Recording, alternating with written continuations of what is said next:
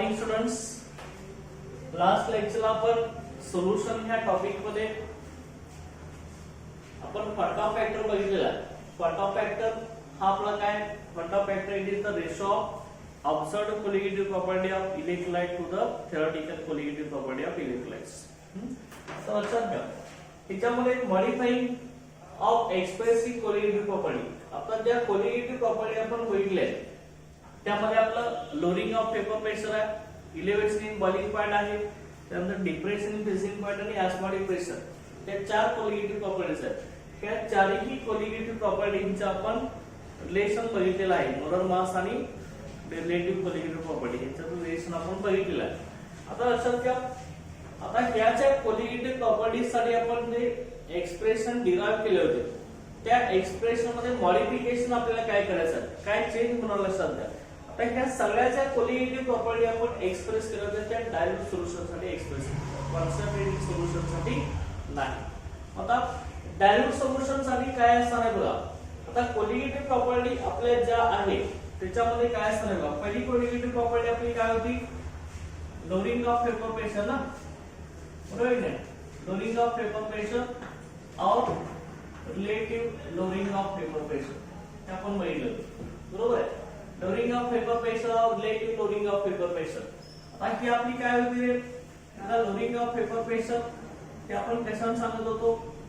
Lowering of vapour pressure delta P ना, delta P is equal to काय होतं आपलं P01 into H2 हा फॉर्म होता ना आपला, बरोबर आहे. आणि relative lowering of vapour pressure हा रेशो होता lowering of vapour pressure to the vapour pressure of pure solvent. तर का delta P divide by P01 हे इज इक्वल टू आपलं हे काय होतं H2 होतं सर, बरोबर आहे ना. की हे आपलं relative lowering of vapour pressure आहे आणि हे फक्त lowering of vapour pressure. Lowering of vapour pressure हा डिफरन्स आहे कशामधला, vapour pressure of pure solvent minus vapour pressure of solution. Okay, आता लक्षात घ्या हे एक्सप्रेशन आपण सांगितलं होतं. त्यानंतर नेक्स्ट आपण इलेव्हेशन इन बॉइलिंग पॉइंट साठी काय सांगितलं होतं. इलेव्हेशन इन बॉइलिंग पॉइंट काय एक्सप्रेशन होतं आपलं, delta T is equal to काय होतं रे, केपी इनटू स्मॉल एल ना. तर व्हॅल्यू पुट अप करून आपलं काय आहे ते इक्वेशन सांगा बघूया. केपी इनटू काय होतं सांगा, केपी इनटू काय एक्सप्रेशन होतं आपलं, KP into W2 divided by W2 into 1000 होते ही नाही, divided by okay W2 divided by KB into W2 into 1000 divided by M2 into काय होता W1 होता ही नाही फॉर्म्युला. त्याच्यानंतर नेक्स्ट आपलं इलेव्हेशन बॉइलिंग पॉइंट आपण कसं दाखवतो, डेल्टा TM, बरोबर नाही. Elevation boiling point delta TM is equal to काय होतं आपला KF इनटू हे काय होतं KF into W2 into 1000 divided by M2 into okay W1. Okay, हे आपलं फॉर्म्युला होता. त्यानंतर नेक्स्ट आपलं ऑस्मोटिक प्रेशर ही कोलिगेटिव्ह प्रॉपर्टी काय सांगतो. ऑस्मोटिक प्रेशर आपण कसं दाखवतो, पाय ना, osmotic pressure pi is equal to काय होतं आपला W2 RT डिवाइड बाय काय होतं M2 into V ना, बरोबर आहे. W2 RT divide by M2 into V हा आपला फॉर्म्युला होता, लक्षात आहे.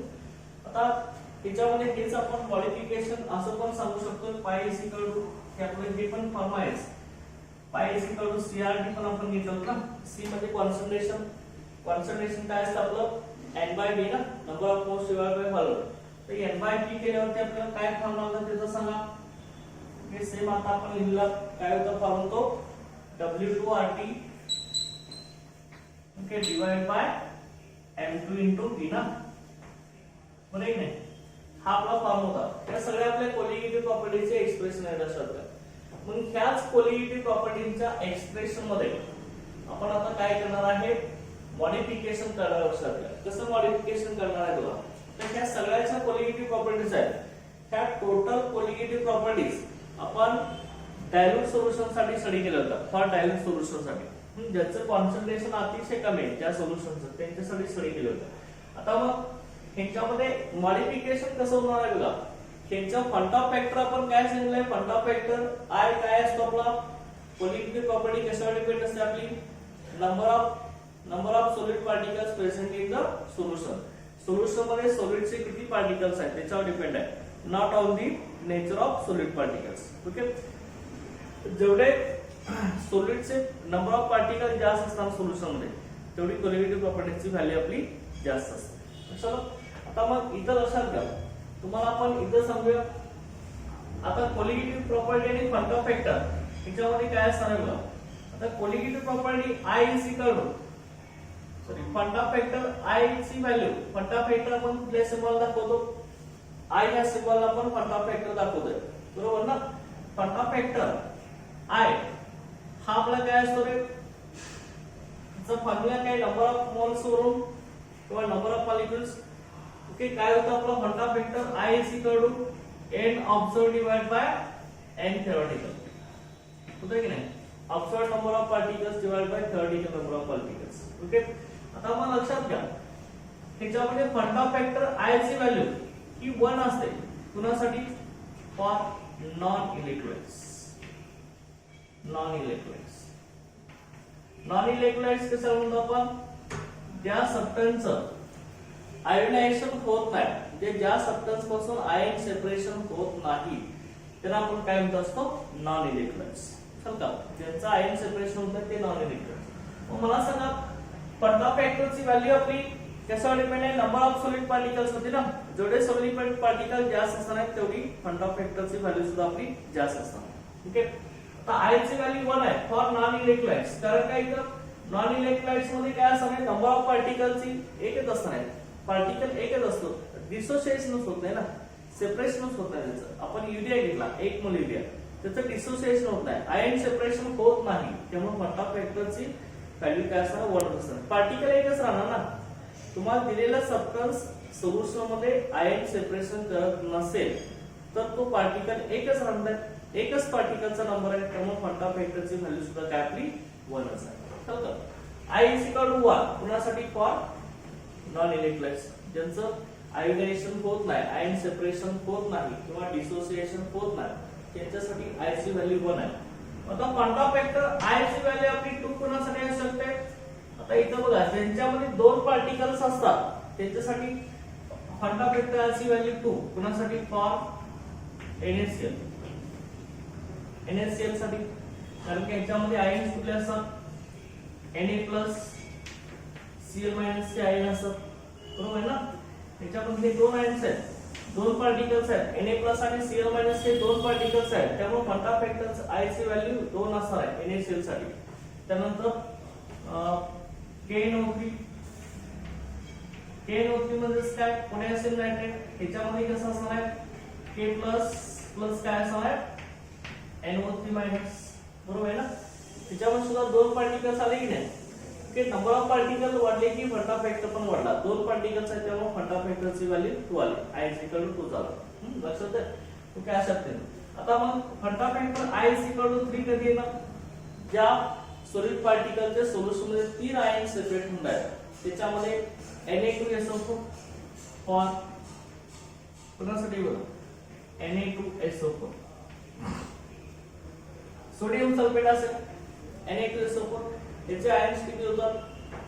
ओके, बघा Na2SO4 ला किती होणार आहे, 2 Na+ असणार ना याच्यामध्ये, आणि एक काय असणार आहे, SO4 2- आयन असणार, बरोबर का. त्यामुळे फंडा फॅक्टर आय ची व्हॅल्यू काय असणार आहे, 3 असणार आहे. Okay, Na2SO4 2 Na+ SO4 2- 2 Na+ आले, एक SO4 2- त्यामुळे नंबर ऑफ पार्टिकल्स 3, फंडा फॅक्टरची व्हॅल्यू पण 3 आली, तर का सर का तुम्हाला क्वेश्चन विचारलं, फाइंड द फंडा फॅक्टर फॉर Na2SO4, तर 3 ना, जेवढे पार्टिकल तेवढा फंडा फॅक्टर आय ची व्हॅल्यू दिली. त्यानंतर नेक्स्ट बघा दुसरा आपण म्हटलंय की calcium chloride CaCl.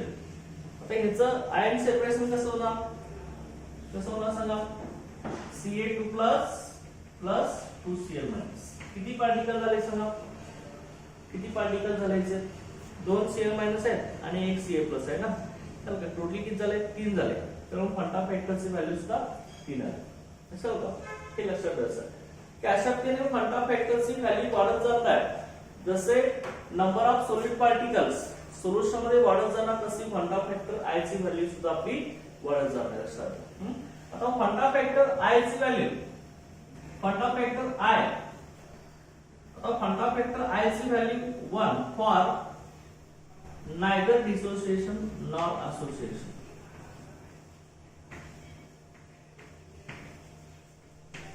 Neither dissociation nor association of electrolytes. Of electrolytes.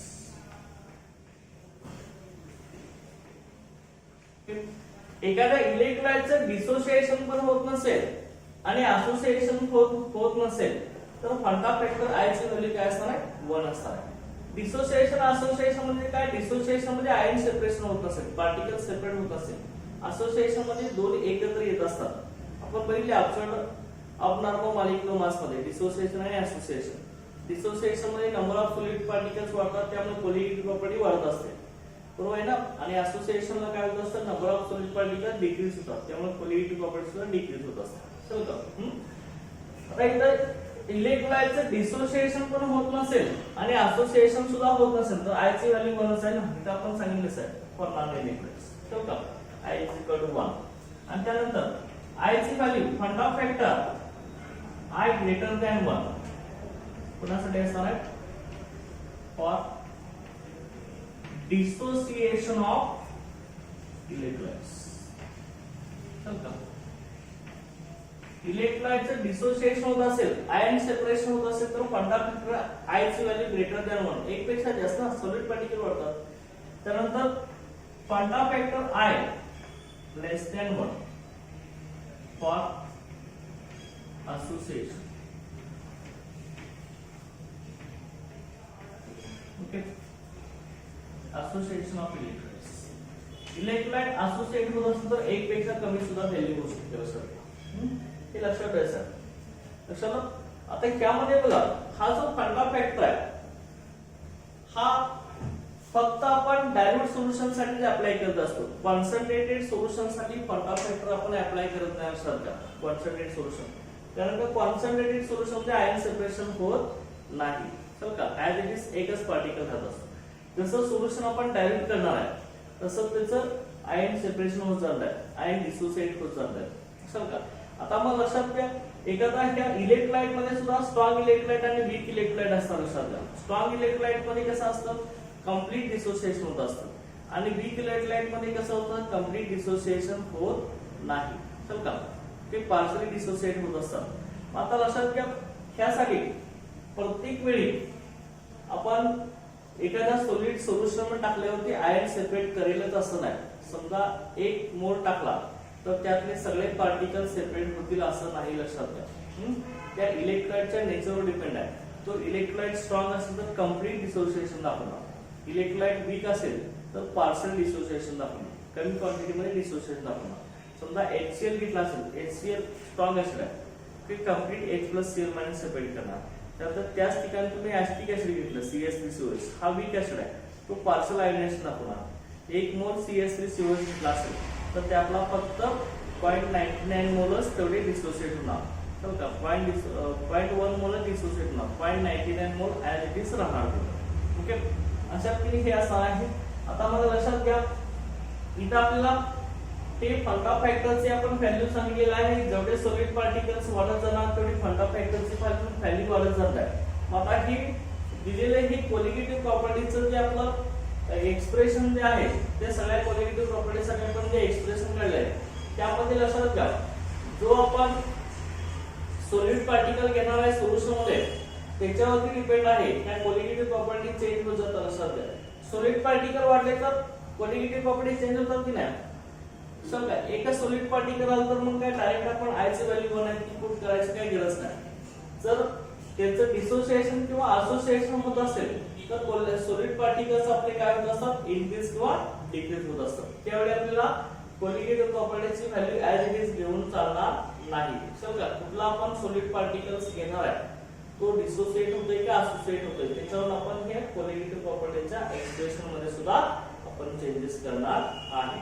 Okay, मग आता लक्षात घ्या हे मॉडिफिकेशन कसं करायचं आहे, तर फंडा फॅक्टर घेऊन करायचं आहे याच्यामध्ये. फंडा फॅक्टर घेऊन कसं मॉडिफिकेशन करणार आहोत. आता ही रिलेटिव्ह लोडिंग ऑफ पेपर प्रेशरचा फॉर्म्युला काय आपला, ही पहिली कोलिगेटिव्ह प्रॉपर्टी आपली काय आपली P01 into x2. x2 म्हणजे मोल फ्रॅक्शन ऑफ सॉलिड आहे ना, P01 म्हणजे paper pressure of pure solid. आता बघा इथं आपण काय ठेवणार, स्मॉल आहे. एक्सप्रेशन काय आलं, delta P I into P01 x2. चल का फंडा फॅक्टरचा I ची व्हॅल्यू टाकायची ना इथं. चल का समजा तुम्ही NaCl घेतला तर I ची व्हॅल्यू 2 येणार ना, बरोबर ना. कॅल्शियम क्लोराइड CaCl घेतला तर I ची व्हॅल्यू 3 येणार. चल का इथं रिलेटिव्ह I into x2. चल का इथं फक्त I ऍड करायचं, इथं पण I. चल का I इथं पण काय करणार आहे, I into म्हणणार आणि इथं पण pi is equal to ICR फंडा फॅक्टर I ची व्हॅल्यू किंवा इथं सुद्धा okay pi is equal to I into W2RT divided by M2 into. Understand. Okay, हे मॉडिफिकेशन करायचं आहे कोलिगेटिव्ह प्रॉपर्टीज मध्ये. चल का ओके हे लक्षात द्यायचं. ओके लक्षात आलं हे. तर त्याच्यानंतर नेक्स्ट पॉइंट आपण याच्यामध्ये बोलणार आहे तो फंडा factor and degree of dissociation.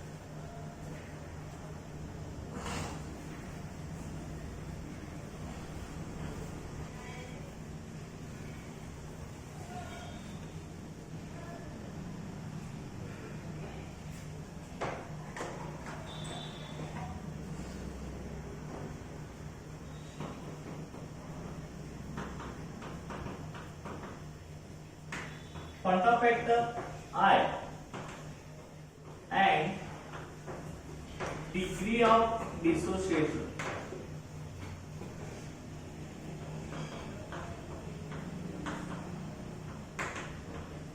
Degree of dissociation alpha. Okay, ह्याच्यामधलं आपल्याला रिलेशन बघायचं आहे. फंडा फॅक्टर आणि डिग्री ऑफ डिसोसिएशन अल्फा. आता लक्षात घ्या ऑलरेडी तुम्हाला फंडा फॅक्टर माहित झालं.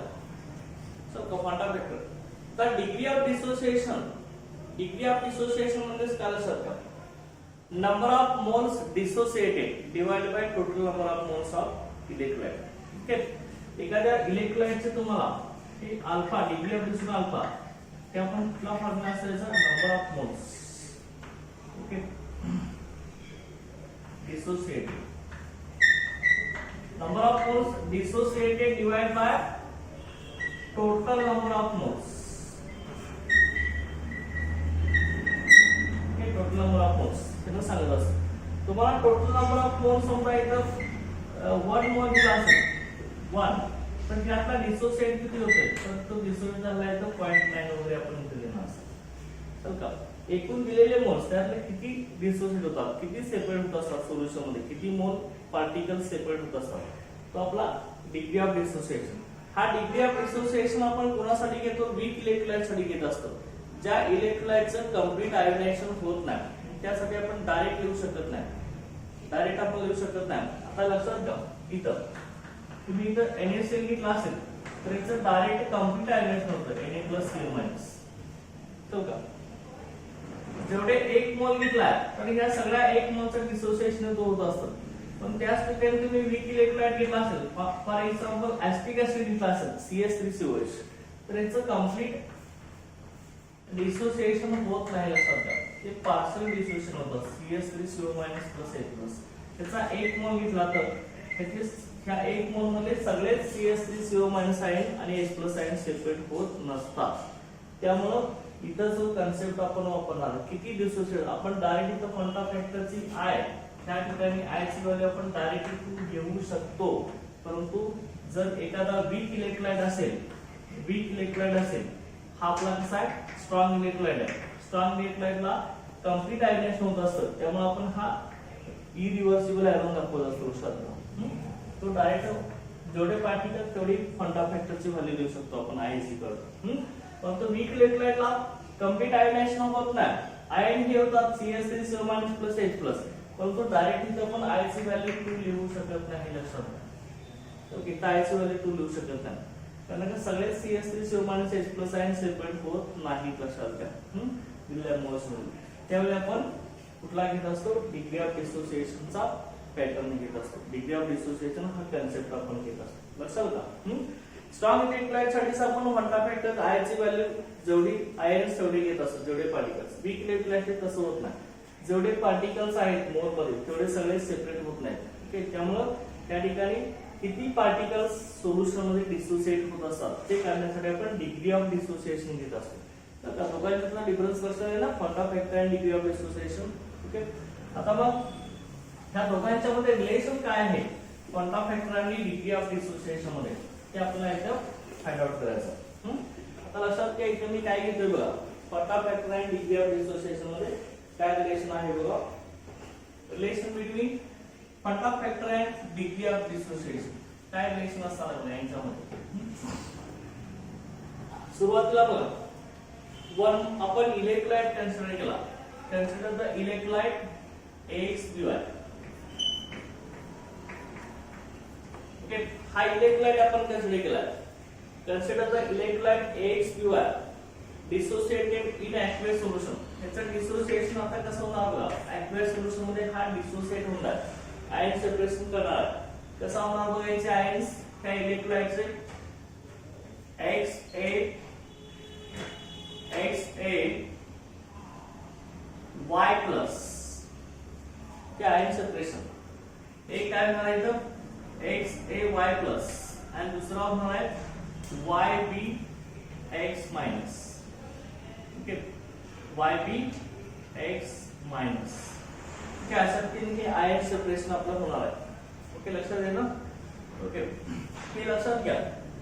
XaY प्लस म्हणजे हा काय असणार आपला कॅटायन असणार आहे आणि YbX मायनस म्हणजे हा काय असणार आपला एनायन असणार आहे. कारण हा जनरल इलेक्ट्रोलाइट घेतला आपण aqueous सोल्युशन मध्ये म्हणजेच वॉटर मध्ये हा कॅटायन आणि एनायन सेपरेट करत असतो. फॉर एक्झाम्पल इथं NaCl घेतला असेल तर काय होणार आहे Na प्लस Cl मायनस. हा पुढचा X म्हणजे कोएफिशिएंट आहे. इथं X किती आहे 1 आहे ना, आयनचं 1 आहे. तर का 1 असणार आहे. आणि Y प्लस म्हणजे नंबर ऑफ पॉझिटिव्ह चार्ज. तिथे Na प्लस मध्ये एकच प्लस चार्ज आहे ना, तर जर Mg2 प्लस असते Y प्लस ची व्हॅल्यू प्लस आली, बरोबर आहे ना. की प्लस म्हणजे ही Y प्लस असणार आहे, Y plus number of positive charge. आणि इथं X मायनस म्हणजे ही आयन आहे, निगेटिव्ह चार्ज असणार आहे. कॅटायन मध्ये पॉझिटिव्ह चार्ज असणार आहे. तर Y म्हणजे कोएफिशिएंट आहे आयनचा. तर काय नाही काय असणार आहे, Y ची व्हॅल्यू 1 असणार आहे. चल का. आणि X मायनस म्हणजे नंबर ऑफ निगेटिव्ह चार्ज. तर एकच आहे ना Cl मायनस 1. SO4 2 मायनस केला असता X मायनस ची व्हॅल्यू 2 मायनस आली असते, बरोबर आहे ना. की अशा तीन हे असणार आहे. आपण जनरल इलेक्ट्रोलाइट घेतला, आपण प्रॉब्लेम सॉल्व करत असताना की अशा तीन घेतला लक्षात का. बघा हे कसं होणार बघा त्यामध्ये.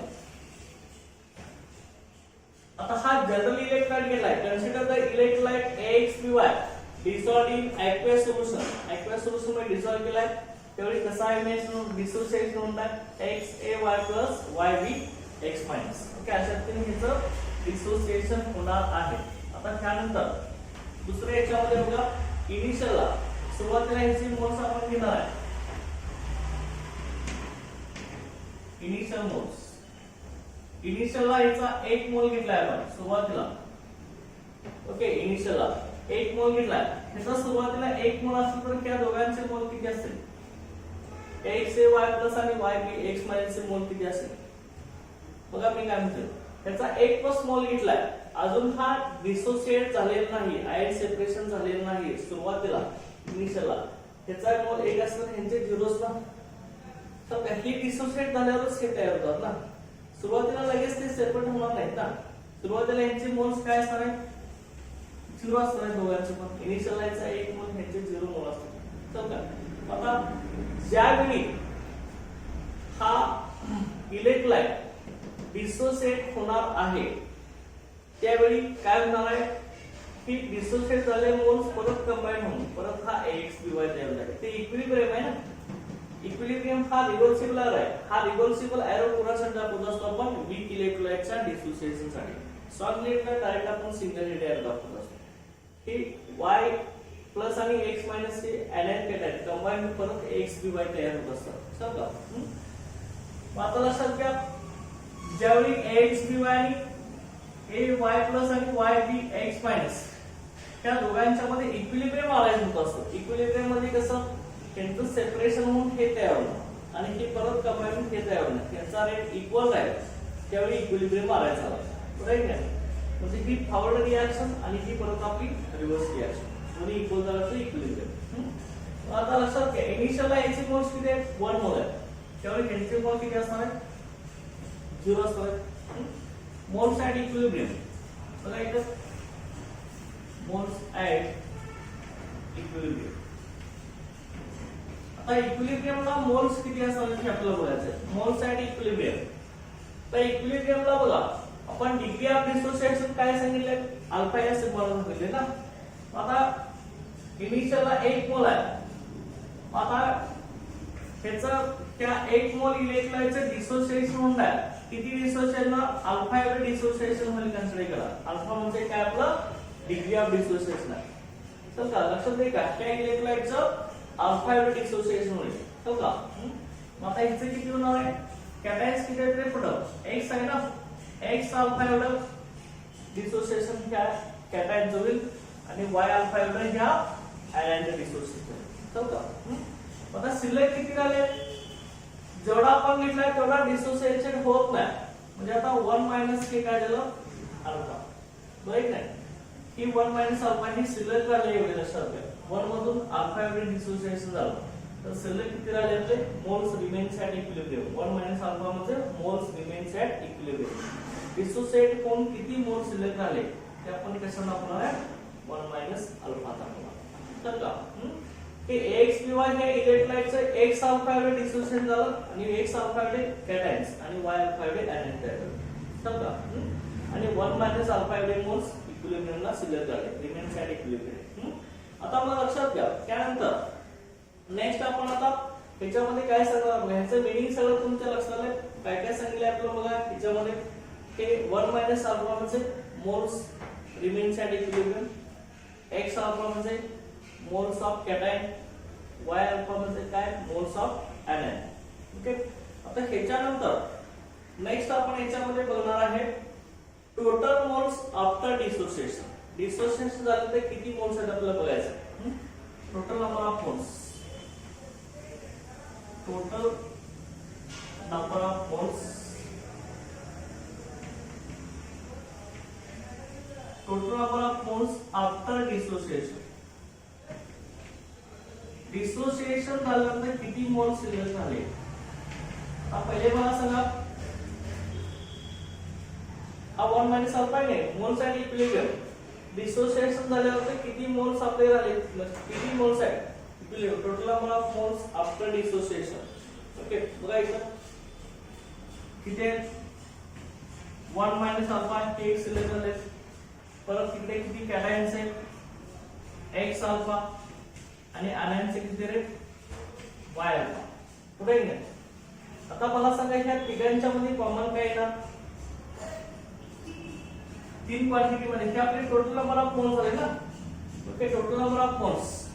आता ह्याच्यातून कॉमन आपलं काय येणार अल्फा कॉमन येणार राईट आहे. अल्फा आपला कॉमन निघणार आहे. मग आता हेच मी आता कसं लिहिणार बघा. अल्फा जर कॉमन निघत असेल तर हा 1 मी ऍज इट इज करतो इथला 1 तर हा 1 आपला ऍज इट इज आहे. मग आता परत इथला सिम्बॉल काय इथलं पॉझिटिव्ह आहे ना हे ती पॉझिटिव्ह मी इथे घेतो. हे प्लस साइन इथे ऍज इट इज हे 1 आणि हे प्लस साइन इथे ऍज इट इज 1 प्लस. परत बघा इथं काय आहे इथं आता तिघांच्यातून कॉमन काय निघणार आहे अल्फा आपला कॉमन निघणार आहे ना. चल का हे 1 ऍज इट इज ठेवलं मी. हे प्लस सिम्बॉल इथे घेतलं अल्फा कॉमन निघणार आहे हे अल्फा मी इथे घेतलं तर का अल्फा. तर ब्रॅकेट मध्ये काय काय येणार बघा हा x प्लस y आणि इथं काय नाही म्हणजे -1 असणार आहे ना. इथला अल्फा गेला की नाही इथं काय नाही म्हणजे -1 असणार आहे.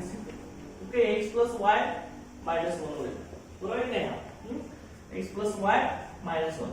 आता लक्षात घ्यायचं इथं बघा त्यामध्ये x प्लस y म्हणजे काय असणार आहे n असणार आहे. x प्लस y म्हणजे n असणार आहे n.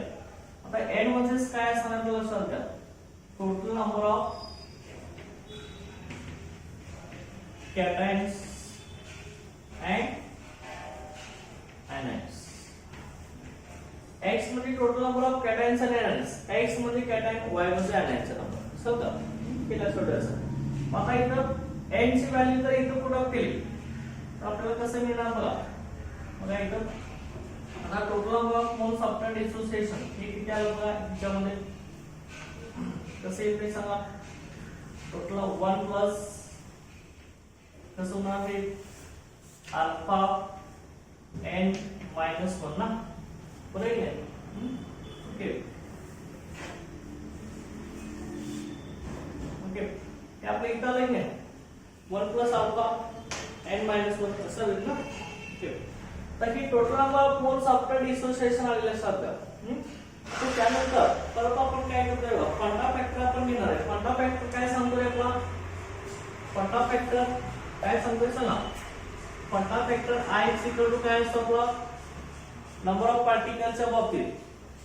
क्वांटा फॅक्टर I काय आपला रिलेशन होतं n number of observed number of moles divided by theoretical number of moles. ठीक आहे ना. आपलं कसं रिलेशन आहे सांगा.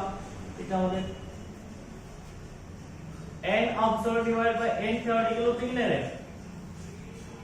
n observed divided by n theoretical हे रिलेशन आपण सांगितलंय. n ऑब्झर्व्ड मध्ये observed number of moles divide by n theoretical म्हणजे काय theoretical number of moles. Okay मग आता लक्षात घ्या. आता n ऑब्झर्व्ड किती आला. n ऑब्झर्व्ड म्हणजे काय. n ऑब्झर्व्ड म्हणजे काय रे total number of moles after dissociation. Dissociate झालं किती मोल मिळाले त्याला आपण n ऑब्झर्व्ड असं म्हणत असतो. ऑब्झर्व्ड नंबर ऑफ मोल्स म्हणजे काय मोल्स आफ्टर डिसोसिएशन. समजा ते किती आहे सांगा. किती आले आपले total number of moles n ऑब्झर्व्ड की ऑब्झर्व्ड नंबर ऑफ मोल्स आहे तिथे 1 plus alpha n minus 1. Okay ते आपण इथे लिहू शकतो. बघा इथे 1 प्लस अल्फा n मायनस 1 बरोबर ना. आता डिवाइड बाय काय ना बघा n थेओरेटिकल. n थेओरेटिकल म्हणजे काय थेओरेटिकल नंबर ऑफ मोल्स किती घेतले ते इनिशियल आपण 1. तर काय n थेओरेटिकल डिवाइड बाय 1 येणार. हे आपला क्वांटा फॅक्टर आला. सो काय n observed divide by n theoretical. Observed number of moles divide by theoretical number of moles. लक्षात येईल ना. ओके आता त्यानंतर नेक्स्ट आता मी काय करणार आहे लक्षात घ्या. ह्याच्यामध्ये आपला अल्फाची व्हॅल्यू काढायची आहे. तुम्ही हे डायरेक्ट असं पण लिहू शकता ना. I is equal to 1 plus alpha n minus 1. बरोबर आहे की डिवाइड बाय 1 आहे तर चालेल. समजा तर ही कसं येणार आहे सांगा मला. आता ही n अल्फा सम मी त्या साइडला घेतला. अल्फा इज इक्वल टू काय होणार. हा अल्फा मी घेतला ना. अल्फा इज इक्वल टू हा 1 आहे तो ह्या क्वांटा फॅक्टर I ला काय होणार मायनस होईल ना. समजा हा अल्फा रे अल्फा हा 1 च्या I ला मायनस होईल. म्हणजे काय ना alpha is equal to I minus 1 आणि हा n मायनस 1 इकडे गेल्यावर काय होणार डिवाइड होणार ना. तर का म्हणजे काय होणार n मायनस 1 तर का ही तो ब्रॅकेट करायचं लक्षात घ्या n मायनस 1 कारण की ही क्वांटिटी x प्लस y आहे n मध्ये. तर का x प्लस y मायनस 1 म्हणजे n मायनस 1 आहे. मग आता ही काय आलं सांगा रे alpha is equal to I minus 1 divide by काय आलं n मायनस 1. आता इथं अल्फा म्हणजे काय आपला डिग्री ऑफ डिसोसिएशन I म्हणजे क्वांटा फॅक्टर n म्हणजे number of moles of cations plus ऍनायन्स.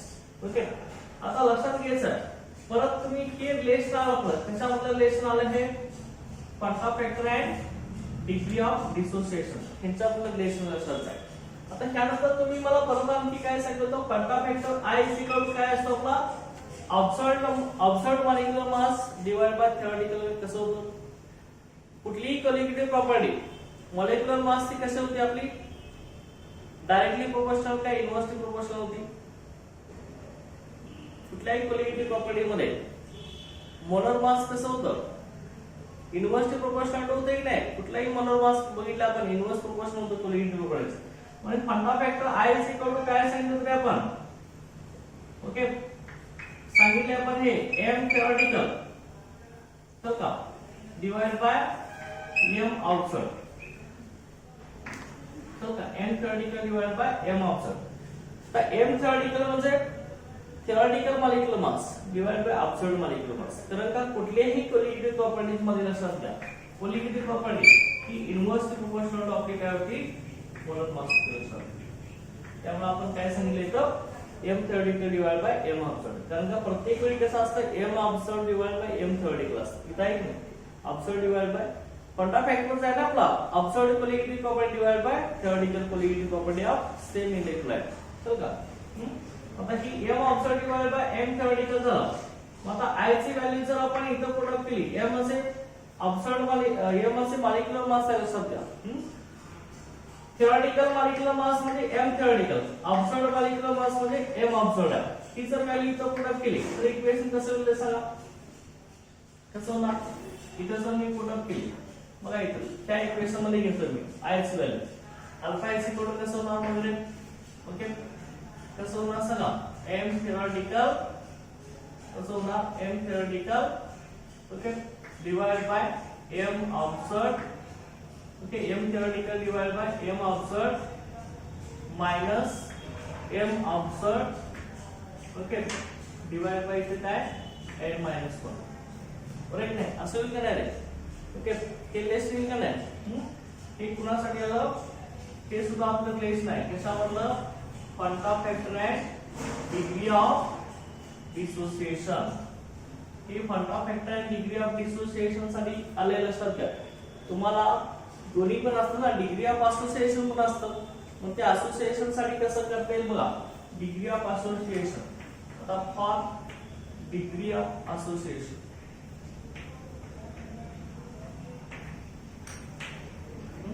आता डिग्री ऑफ असोसिएशन साठी बघा फॉर डिग्री ऑफ असोसिएशन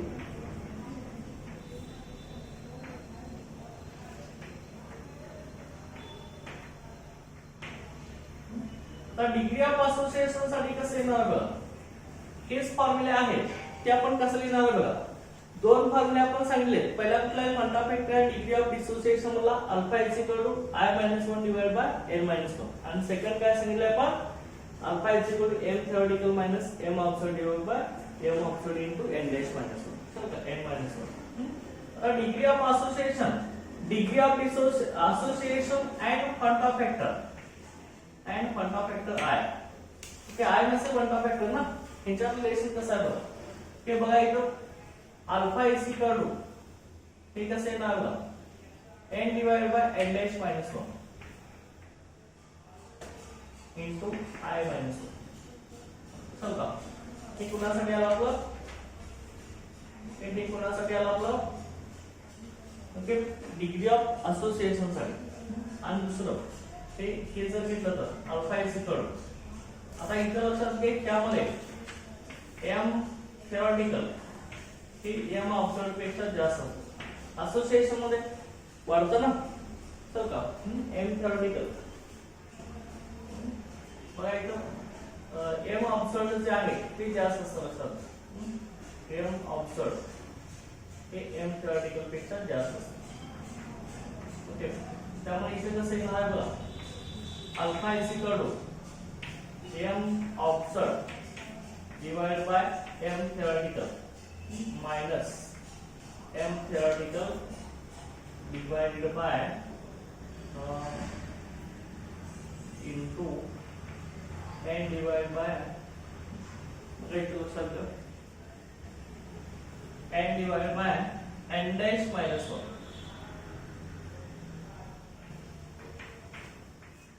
हे लक्षात असतं हा फॉर्म्युला